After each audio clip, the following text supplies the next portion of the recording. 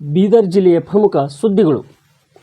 ಎಲ್ಲೆಡೆ ಶುಕ್ರವಾರ ಕಾರ ಹುಣ್ಣಿಮೆ ಹಬ್ಬದ ಪ್ರಯುಕ್ತ ವಿವಿಧೆಡೆ ರೈತರು ತಮ್ಮ ಎತ್ತುಗಳನ್ನು ಶೃಂಗರಿಸಿ ಸಂಭ್ರಮದ ಆಚರಣೆ ನಡೆಸಿ ಎತ್ತುಗಳಿಗೆ ಮೆರವಣಿಗೆ ಮಾಡಿದರು.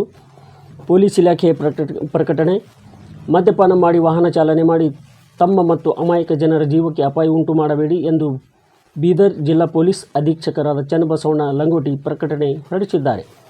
ಮದ್ಯಪಾನ ಮಾಡಿ ವಾಹನ ಚಲಾಯಿಸುವವರ ಮೇಲೆ ಕಠಿಣ ಕ್ರಮ ಕೈಗೊಳ್ಳಲಿದ್ದೇವೆ ಎಂದು ಬೀದರ್ ಜಿಲ್ಲೆ ಪೊಲೀಸ್ ಇಲಾಖೆ ಎಚ್ಚರಿಸಿದೆ. ಮದ್ಯಪಾನ ಮಾಡಿ ವಾಹನ ಚಲಾಯಿಸುವ ಚಾಲಕರು 10,000 ರೂಪಾಯಿಗಳಷ್ಟು ದೊಡ್ಡ ಮಟ್ಟದ ದಂಡ ಕಟ್ಟಬೇಕಾದಿತ್ತು ಎಂದು ಸಾರ್ವಜನಿಕ ಪ್ರಕಟಣೆಯಲ್ಲಿ ತಿಳಿಸಿದ್ದಾರೆ. ನಂಬಿಕೆ ಇಲ್ಲದಿದ್ದರೆ ನಾಯಕನಹಳ್ಳಿ ಠಾಣೆ ವ್ಯಾಪ್ತಿ ಪ್ರಕರಣದಲ್ಲಿ ಇತ್ತೀಚೆಗೆ ನಡೆದ ಘಟನೆಯಲ್ಲಿ ತಪ್ಪಿತಸ್ಥರು ನ್ಯಾಯಾಲಯದಲ್ಲಿ ದಂಡ ಪಾವತಿಸಿದ ರಸೀದಿ ನೋಡಬಹುದು. ಸಂಚಾರ ನಿಯಮಗಳ ಪಾಲನೆ ಮಾಡೋಣ ಮತ್ತು ಸುರಕ್ಷಿತವಾಗಿರಿ ಎಂದು ಬೀದರ್ ಜಿಲ್ಲಾ ಪೊಲೀಸ್ ಅಧೀಕ್ಷಕರಾದ ಚನ್ನಬಸವಣ್ಣ ಲಂಗೋಟಿ ಹೇಳಿದ್ದಾರೆ. ಬೀದರ್ ನಗರದ ಪೊಲೀಸ್ ಅಧೀಕ್ಷಕರ ಕಚೇರಿಯ ಸುತ್ತಮುತ್ತಲಿರುವ ನಾಗರಿಕರು ಬೀದರ್ ಜಿಲ್ಲಾ ಪೊಲೀಸ್ ಆವರಣದಲ್ಲಿರುವ ನಗರ ಪೊಲೀಸ್ ಆರೋಗ್ಯ ಕೇಂದ್ರದಲ್ಲಿ ಮುಕ್ತ ಮತ್ತು ಉಚಿತವಾಗಿ ಸೌಲಭ್ಯ ಪಡೆಯಬಹುದು ಎಂದು ಜಿಲ್ಲಾ ಪೊಲೀಸ್ ಅಧೀಕ್ಷಕರಾದ ಚನ್ನಬಸವಣ್ಣ ಲಂಗೋಟಿ ತಿಳಿಸಿದ್ದಾರೆ.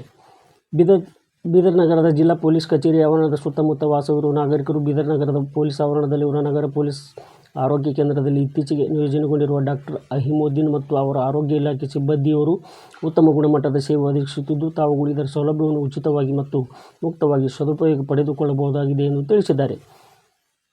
ಬೀದರ್ ಜಿಲ್ಲೆಯ ಮುಡಬಿ ಪೊಲೀಸ್ ಠಾಣೆಯ ಆನ್ಲೈನ್ ವಂಚನೆ ಪ್ರಕರಣದಲ್ಲಿ ಖದೀಮನ ಬಂಧನ, ವಂಚನೆಗೊಳಪಡಿಸಿದ ಬಗ್ಗೆ ಸಂವಾದ ನಡೆಸಿದ ಪೊಲೀಸ್ ಅಧೀಕ್ಷಕರಾದ ಚನ್ನಬಸವಣ್ಣ ಲಂಗೋಟಿ. ಬೀದರ್ ಜಿಲ್ಲೆಯ ನಾಗರಿಕರಲ್ಲಿ ಮನವಿ ಮಾಡಿರುವ ಅವರು ಈ ತರಹ ಬ್ಯಾಂಕ್ದಿಂದ ಕರೆ ಮಾಡುತ್ತಿರುವುದಾಗಿ ಸುಳ್ಳು ಹೇಳಿ ವಂಚನೆ ಮಾಡುತ್ತಿದ್ದು, ತಾವುಗಳು ಇಂತಹ ಕರೆಗಳಿಗೆ ಕಿವಿಗೊಡದೆ ತಮ್ಮ ಬ್ಯಾಂಕ್ಗೆ ಸಂಬಂಧಿಸಿದ ಯಾವುದೇ ವಿವರ ಹಂಚಿಕೊಳ್ಳದೆ ಆನ್ಲೈನ್ ವಂಚನೆಯಿಂದ ಸುರಕ್ಷಿತವಾಗಿರಿ ಎಂದು ಬೀದರ್ ಜಿಲ್ಲಾ ಪೊಲೀಸ್ ಅಧೀಕ್ಷಕರಾದ ಚನ್ನಬಸವಣ್ಣ ಲಂಗೋಟಿ ಸಾರ್ವಜನಿಕ ಪ್ರಕಟಣೆಯಲ್ಲಿ ತಿಳಿಸಿದ್ದಾರೆ.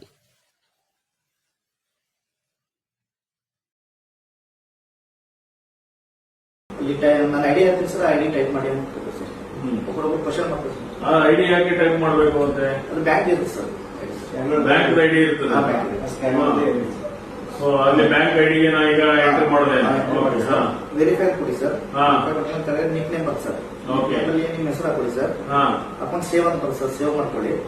ಸೇವ್ ಮಾಡ್ಕೊಳ್ಳಿ, ಎಂಟ್ರ್ ಅಮೌಂಟ್ ಬರುತ್ತೆ ಸರ್. ನಿಮ್ ಲಿಮಿಟ್ 65,000-70,000 ಇರುತ್ತೆ ಸರ್. ಹಾಕಿ ಸರ್, ಪ್ರೊಸೀಡ್ ಟು ಪೇ ಅಂತ ಬರುತ್ತೆ ಸರ್. ಪೇ ಮಾಡಿ ಸರ್. ಪಿನ್ ಕೇಳ್ತಾರೆ ಸರ್, ನನಗೆ ಹೇಳ್ಕೊಬಿಡಿ ಸರ್, ಪಿನ್ ನಿಮ್ಮ ಮೊಬೈಲ್ ನೀವೇ ಹಾಕಿ ಸರ್. ಅಂದ್ರೆ ಇದು ಹಣ ನನಗೆ ಬರುತ್ತಾ? ನಿಮಗೆ ಸರ್ ಲಿಮಿಟ್ ಸೆಟ್ ಆಗುತ್ತೆ ಸರ್. ಲಿಮಿಟ್ ಸೆಟ್ ಆಗಕ್ಕೆ ಮಾಡ್ತಾ ಇದ್ದಾರೆ. ಸೊ ಈ ತರ ಏನಂತಂದ್ರೆ ಲಿಮಿಟ್ ಸೆಟ್ ಆಗಿ ಪೇ ಆದ ತಕ್ಷಣ ಅದು ಏನಂದ್ರೆ ನಿನ್ಗೆ ಎಲ್ಲಿಗೆ ಬರ್ತಾ ಇತ್ತು? ಯಾರ ಐಡಿ ಹಾಕ್ಸ್ತೀನಿ ಸರ್. ಯೂಶಲಿ ಯಾರ್ದು ಐಡಿ ಇರ್ತದೆ? ಅಂಗಡಿ ಹೋಗ್ತಿರಲ್ಲ ಸರ್, ಅವ್ರು ಸ್ಕ್ಯಾನ್ ತಗೊಂಡ್ ಬರ್ತೀನಿ sir. ID UPI ID. So ಅವ್ರಿಗೆ ಹಾಕ್ಸ್ತೀಯ, ಆಮೇಲೆ ಅಲ್ಲಿ ಹೋಗಿ ಅವರಿಗೆ ಕನ್ವಿನ್ಸ್ ಮಾಡ್ತೀಯ? ಅಮೌಂಟ್ ಬಂದ ತಕ್ಷಣ ಕೊಟ್ಬಿಡ್ತಾರ ಅವರು. ಅವ್ರೇನ್ ಕೇಳೋದಿಲ್ಲ, ಏನಪ್ಪಾ ನಿಂದ ಅಕೌಂಟ್ ಇಂದ ಬಂದಿದೆಯಾ ಅಂತ ಏನೇನಿಲ್ಲ ಕೇಳೋದು. ಅವ್ರಿಗೆ ಬಿಸಿನೆಸ್ ಆಗಿರುತ್ತೆ, ಕೊಟ್ಬಿಡ್ತಾರೆ. ಸೊ ಈ ತರ ಏನಂದ್ರೆ ಕರ್ನಾಟಕದಲ್ಲಿ ಎಷ್ಟು ಏನಂದ್ರೆ ನಿಮ್ ಮೇಲೆ ಪ್ರಕರಣಗಳಿದೆ?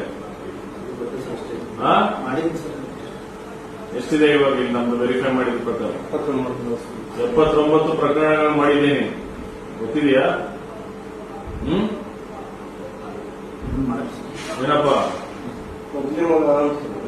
ಅಂದಾಜು ಎಷ್ಟು ಟೋಟಲ್ ವರ್ತ್ ಹಣ? ಪ್ರತಿಯೊಂದರಲ್ಲೂ 65,000, 70,000, 42 ಲಕ್ಷ. ಗೊತ್ತಾಯ್ತಾ? 42 ಲಕ್ಷ ಮಾಡಿದ್ಯಾ? ಏನ್ ಮಾಡ್ತಾ ಇದ್ರಿ ಹಣನ? ಸರ್ ಒಬ್ಬರು ಅಂಗಡಿಯವ್ರು ಕೊಟ್ಟಿಲ್ಲ sir, point sir. PAN card ಕೊಡೋದು, ಆಧಾರ್ ಕಾರ್ಡ್ ಕೊಡೋದು, ಡಾಕ್ಯುಮೆಂಟ್ ಕೊಡ್ಬೇಕು ಸರ್.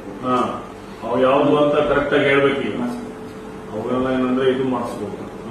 ಮತ್ತೆ ಆಮೇಲೆ ಸರ್ ಟೋಟಲ್ಲೇ ಇರ್ತೀವಿ ಸರ್, ಖರ್ಚಿಗೆ ಸರ್, ಕೇಂದ್ರ ಹಾಕಿದ್ ಸರ್. ಅಂದ್ರೆ ಬಂದ್ ಮಾಡಿದ ತಕ್ಷಣ ಮತ್ತೆ ಮಾಡ್ತೀವಿ ಸರ್ ನಾನು ಅಮೌಂಟ್ ಮತ್ತೆ ಅಲ್ಲಿ ಆದ್ಮೇಲೆ ಮತ್ತೆ ಮಾಡ್ತಾ ಇದ್ವಿ. ಐಷಾರಾಮಿ ಜೀವನ ಮಾಡೋದಕ್ಕೋಸ್ಕರ ಇದನ್ನೆಲ್ಲ ಮಾಡ್ತಾ ಇದ್ದೀವಿ.